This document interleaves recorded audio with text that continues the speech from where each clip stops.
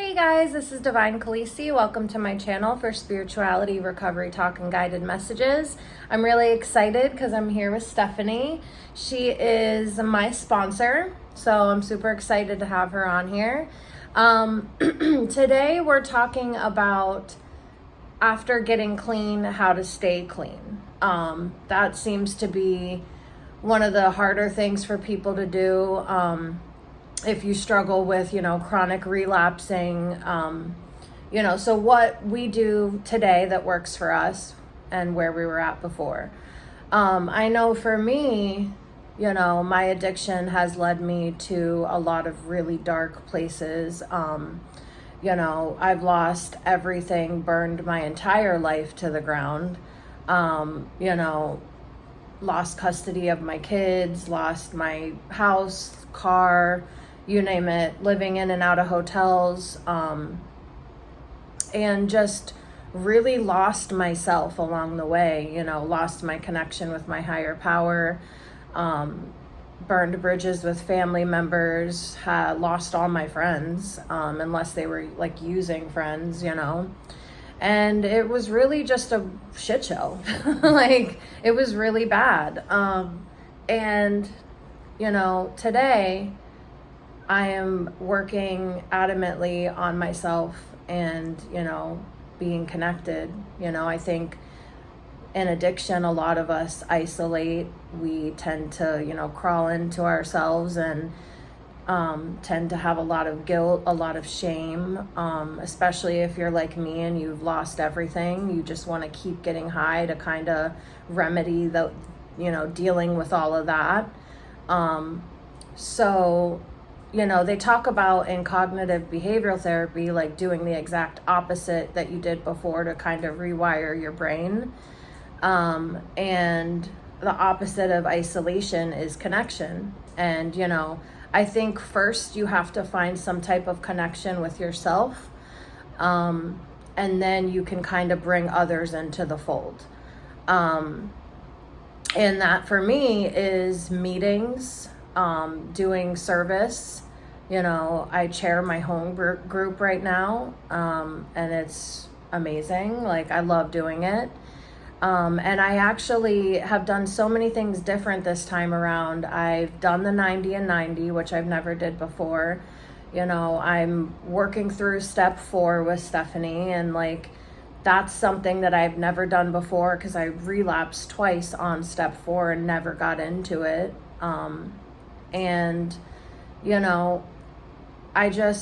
I actually, when I first started going to meetings again, I reached out to all the women on those phone lists.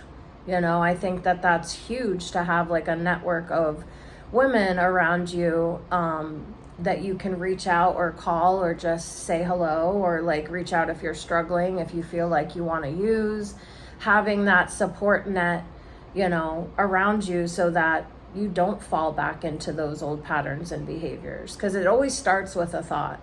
And if you don't get it out of your head and tell on yourself, you're doomed to repeat. So I'm going to let Stephanie share a little bit about where she was at, what she does today, and what works for her. Hi, my name's Stephanie. So I am a frequent flyer. I was a keep coming backer. It took me quite a few times to get here and learn how to stay here. I've used since I was 12. I was introduced to a 12-step program in 2005. And that was the first attempt that I had at getting clean and staying clean. In 2016, the pain got great enough with all of the crazy things that had transpired in that 10-year period, that the pain was great enough for me to do something different. And so my previous experience with coming to the 12-step program, I would get all the things back, and I didn't lose my kids or anything like that during those periods of time, I did have the criminal justice system in my life, but I learned a way to get around that. Yeah. And by the time I got clean in 2016, my kids had been removed from my care for a year at that point. I had violated my probation in the last month of completion, because my mom continuously called my probation officer because, and initially I was very angry that she did that. But she said that she would rather see me in prison for 5 years than see me dead, and I can appreciate that, and I'm grateful for that now. Yeah. And I finished that time, and I would love to say that jail keeps this addict clean, but it does not. I got out and I started using again, but it was just a few months later that I had made the decision that I was done. And what I did differently was everything that I didn't do before, every suggestion that I didn't take. And I was always involved, like I said, in that 12-step program, but there were certain things that I didn't feel like applied to me. Right. And while I went somewhere to get some help, I kind of skimmed through those times to make note of all the suggestions that I didn't take, and I did take those this time, and I was not quick, fast, and in a hurry to get a job again. I got a sponsor, and I had a sponsor before, but it was more a more serious commitment, right? And I would love to say that I made this decision because I wanted to get my kids back, but that is not the main reason why I decided to get clean. I didn't want to carry on that way, and I really didn't want to die. Yeah. And through that process, I did get a sponsor. I did go to meetings every day. Sometimes I probably did more than 90 and 90. Yeah. And I built a support network of people that had time to stick with the winners, is what they say, and I'm not saying I didn't have my friends and stuff like that, but I had more people with time in my circle than with the same time as me. Yeah. And I also had the same experience that I had gotten up to the third step in the program and hadn't got farther. Mm-hmm. And so I made that commitment to myself to at least complete through step 4. Yeah. Because I'm not gonna make a promise for a year from now, because I don't know what's gonna happen. Because for me, it was always you'd flip a light switch and it would change that quickly. But I did make lifestyle changes as well. I left the guy that I had continued to use with for the 10 years prior. Yeah. And I changed me. I was able to take an honest look at myself and see where I play a part in this world, you know. And it's been through getting involved with service and learning how to operate in this world with some principles and some morals and kind of like a guideline how to get through, because I came from a environment that had conditioned me to be the opposite person of love and acceptance, and using my words to speak. So I had a lot of changes that I needed to make, but you can't go through life, successfully thinking that you have all the answers or that everything can be resolved in a fight, because it can not. So making those changes and keeping it, simple, keeping it a day at a time, and making sure that I took care of myself, mentally, physically, spiritually, and staying involved in the relationships that I had. It wasn't too far into my first year that I did get my kids back, because overall, of course, I want my kids back. It just wasn't the main goal, And my daughter was 15, my son was 9. And at that time, I didn't know if that relationship would be healed or recover from that. But I can say that I have the best relationship with my children today. I've learned how to conduct myself like a lady on the outside. And I've learned how to manage my emotions on the inside. And what I still do today is I still go to meetings. I still have a sponsor. I still work the steps.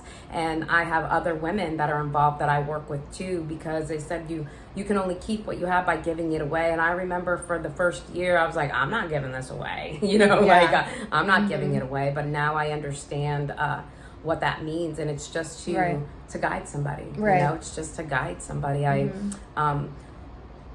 took care spiritually. I learned, what my higher power was. And it's evolved over the last 8 years. And I I learned what works for me to feel the most grounded and spiritual and connected. And I started taking care of my physical health as well. I like going to the doctors, going to the dentist, and exercising, and what a big role that plays with my mental health and my physical health. Right. And running is a form of meditation for me, just like going and planting my feet in the sand, hearing the waves crash is, meditation for me as well. Yeah. And the most important thing I do today is love myself. Yeah. Because I'm not been able to give unconditional love until I was able to unconditionally love myself. Yeah. And that is how I try to lead my day, even with the most difficult people. But that brings far more peace for me, and it gives them what they need as well, which is Right. love. Right. So I just kept coming back. Yeah. Thank you for sharing that. Yes, you're welcome. I love that.